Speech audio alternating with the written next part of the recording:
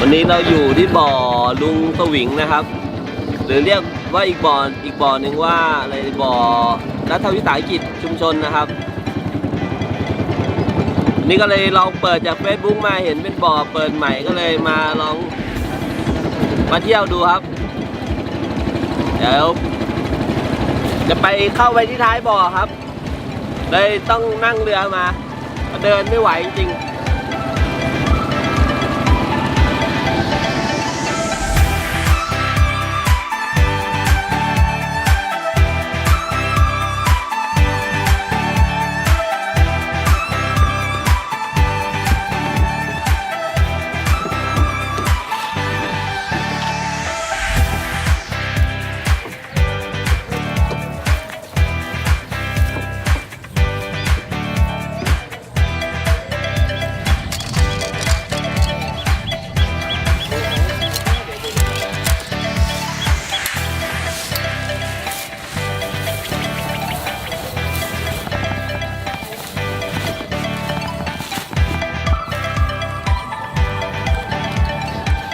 วันนี้นะครับเราก็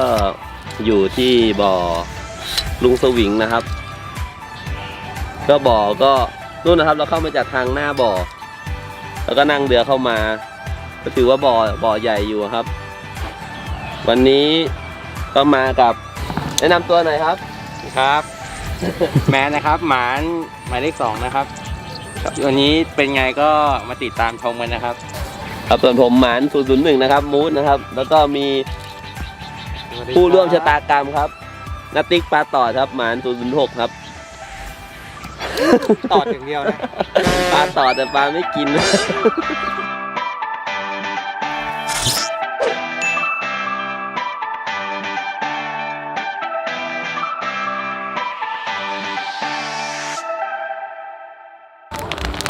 นี่ครับเหยื่อที่เราใช้ในวันนี้นะครับเป็นเหยื่อของหมานนะครับสูตรอะไรวันนี้นำเอาสูตรปลาเก็ดกับสูตรปลานิลมาครับมาหมายใหม่ๆก็ต้องลองหลายๆอย่างหน่อยครับบ่อนี้เป็นบ่อน่าจะกึ่งธรรมชาตินะเพราะว่าได้คุยกับลุงเขามาเขาบอกว่ามีปลาเก่าที่ค้างบ่อด้วยเดี๋ยวมาดูกันครับว่าจะตกได้เท่าไหร่ โอเคครับเน้นขอให้มันสนุกก็พอครับวันนี้เรามีกิจกรรมมาแข่งกันนะครับว่าใครจะได้ปลาใหญ่ที่สุดรางวัลที่จะได้รับก็คือนะครับใครได้ใหญ่สุดเก่งครับใครได้นึกว่าจะพาไปเที่ยวใครได้น้อยที่สุดเราก็ให้รางวัลอ่อนไปนะครับพร้อมด้วยกับสัมภาระพร้อมกับสัมภาระให้ขนขึ้นรถนะครับแล้วเดี๋ยวผลเป็นยังไงนะครับ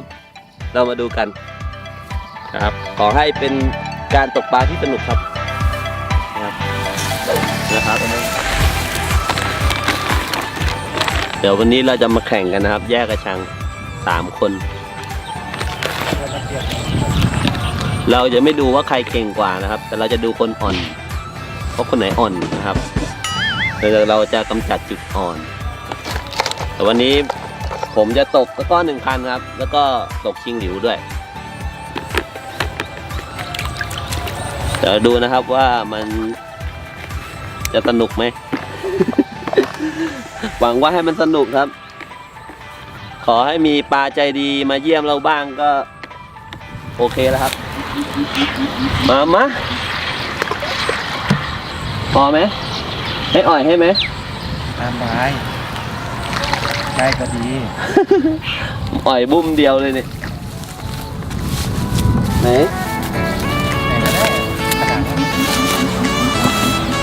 เป็นกระถางเมื่อคืนนี่นะคล้องอัดเข้าไปอัดทีเดียวพอเลยเข้าทั้งวันจะโด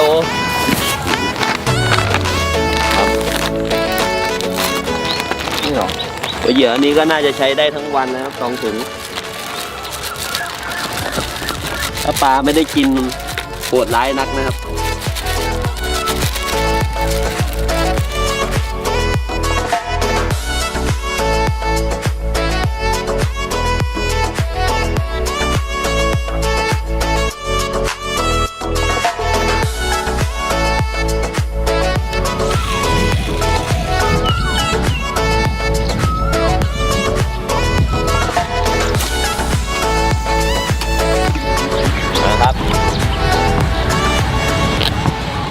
เหยื่อลูกที่1ครับขณะนี้เวลา8:10 นาทีนะครับส่งเหยื่อลูกที่1ลงไปลุยแล้วครับ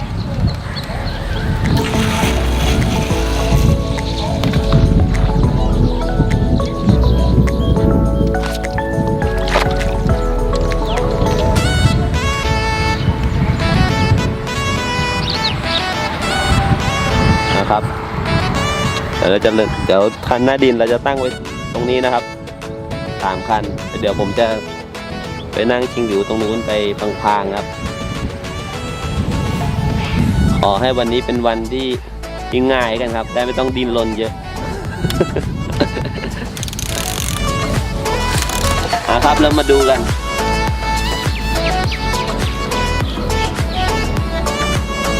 ไม่ทัน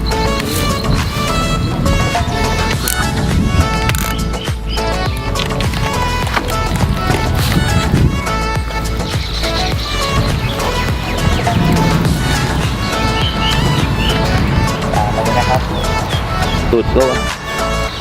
หลุด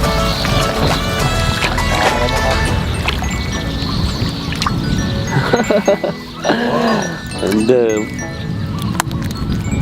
สวายน้อยครับกินทีเผลอนะตอนล่มจะหล่นเยี่ยมมากวิ่ง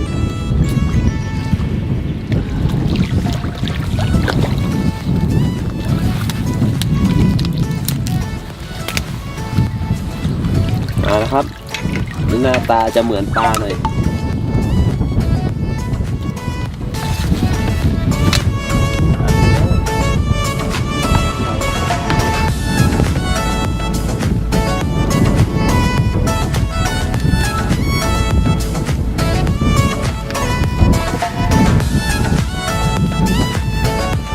ไหนก็พอได้ครับ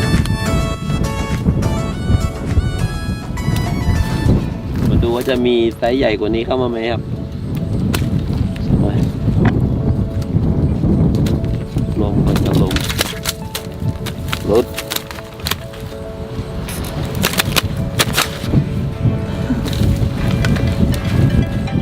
โอเคครับมาดูตัวต่อไปกัน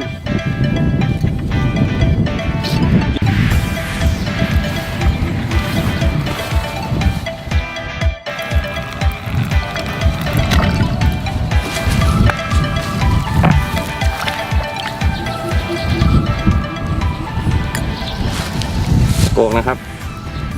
ใหญ่ขึ้นหน่อย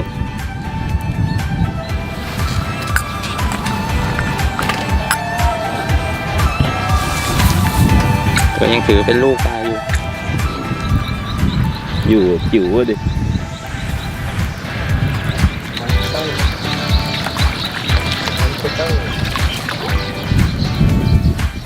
โอ้ยใหญ่กว่าใครวะ เจอปลาเล็กลุมครับ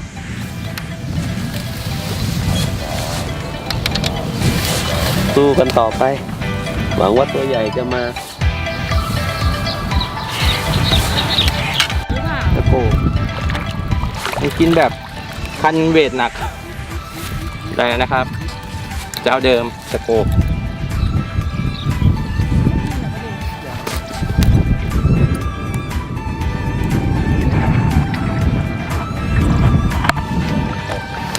อ้าวเยี่ยมยอดเย้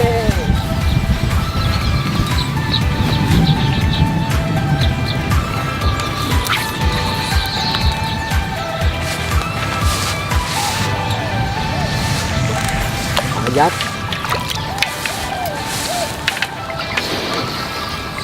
แล้วนะครับปลาตะโกเหมือนเดิม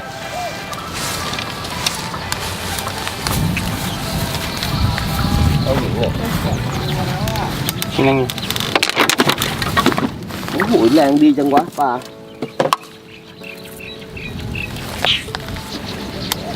ไม่ไปแล้วเว้ยแต่ไม่ไปแล้วมั้งโดนแค่ตัว2 ตัวคงไม่ไปคงไม่ไปแล้วเฮ้ยนะครับ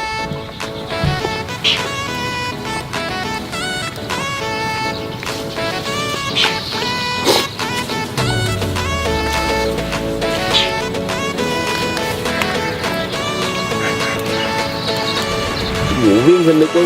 ต้องทิ้งคัน ทิ้งไม่ได้เลยไม่ได้ใส่เซฟโอเคครับ ทิ้งมันอ่ะเข้าใจแล้ว มาหาตัวใหม่กันผมตอนนี้เราก็ต้องย้ายที่มาแล้วเพราะได้ข่าวมาว่าข้างหลังปลาไม่กินนะครับ เขาบอกว่าวันอื่นปกติปลามันจะกินข้างหลังวันนี้เขาย้ายนู่นนะครับฝั่งนู้นนะย้ายมาหมดแล้วย้ายมาจากข้างหลังเหมือนกันเลย ย้ายมาหน้าบ่อหมดแล้วเขาบอกว่าขนาดปกติขาประจำที่นั่งข้างหลัง วันนี้ยังย้ายมา เราก็เลยต้องตามมาครับ เราไม่ได้ขาด ใช่ เพราะว่าแต่ละหมายใหม่ๆอะครับ แต่ละที่มันไม่เหมือนกันอยู่ผิดตำแหน่งที่ปลากินในแต่ละวันก็จบเฮครับ แล้วบ่อก็ไม่ใช่เล็กนะบ่อใหญ่อยู่นะครับ ย้ายบ่อแล้วเดี๋ยวมาลองเริ่มกันไหมสู้ๆครับ แค่ทัน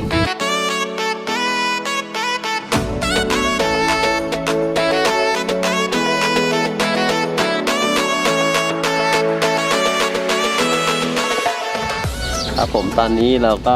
ย้ายมาหน้าบ่อนะครับในมุมอาจจะเปลี่ยนไปนิดหน่อยนะครับ นี่เป้าหมายไปอยู่นู่นแล้วครับตีเข้าหากระชังเลย ก็ชิงหลิวตรงนี้น้ำลึกแต่ปลาเล็กก็ยังกวนอยู่เหมือนเดิม เดี๋ยวรอดูครับว่าถ้าเปลือกปลาเล็กออกอาจจะมีตัวใหญ่ๆเข้ามาครับสู้กันต่อครับ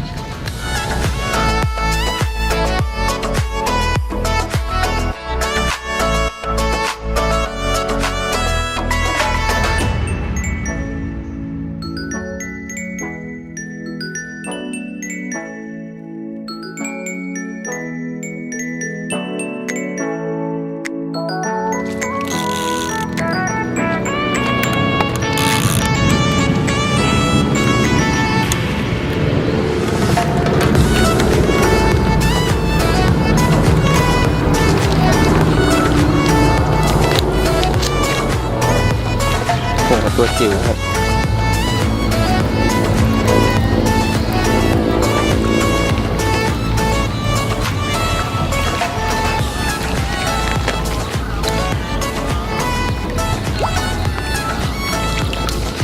เอาเดินนะครับ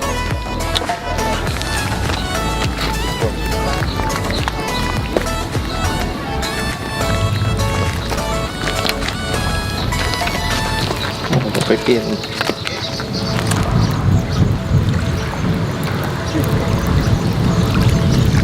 โอ้ไม่ได้ โอ้คุณดัน เอากินเหรอพี่ใหญ่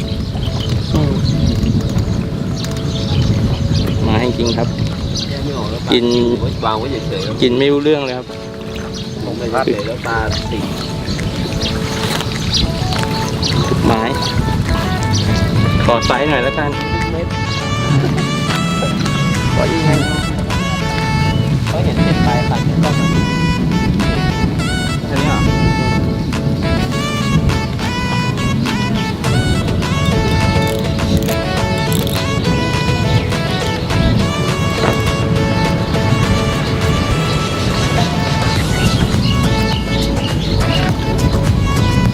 นี่ก็ไม่แน่ใจที่เขาว่าติดทุกเขา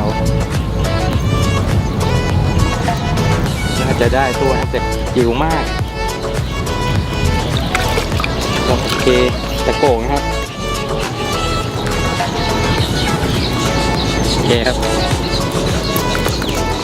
ผู้ใหญ่นะใหญ่ตรงนั้นก็ถือว่าเล็กอยู่ดีร้อนแล้วจริง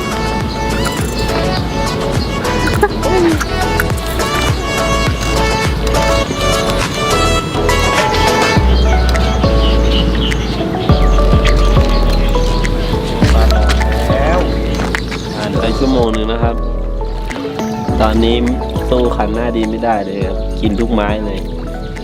ยิงหลิวยังหนีปลาเล็กไม่ออกเลยครับ ยังหนีปลาเล็กไม่ออกเราต่อให้ก่อนครับต่อให้สายหน้าดินไปก่อนเขาตกปลาเล็กผมรอโดนปลาใหญ่ทีเดียวครับ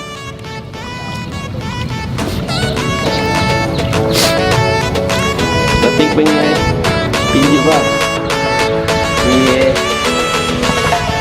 โอ้ดูตัวเล็กกิน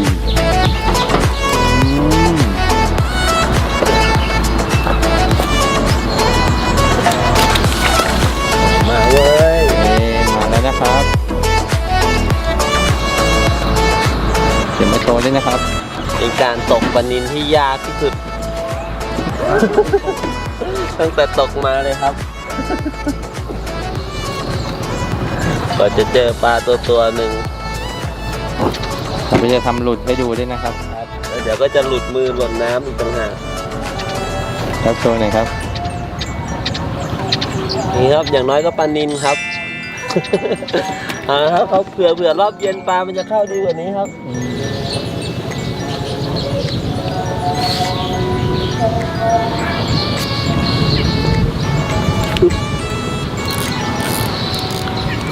ปลานิลมาแล้วครับ ไหนปลานิลด่างนี่ไม่รู้สึกถึงความมีปลาเลยนะครับ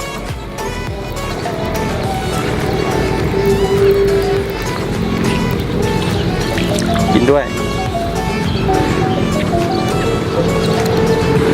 นะครับยี่ห้อเดิมตะโก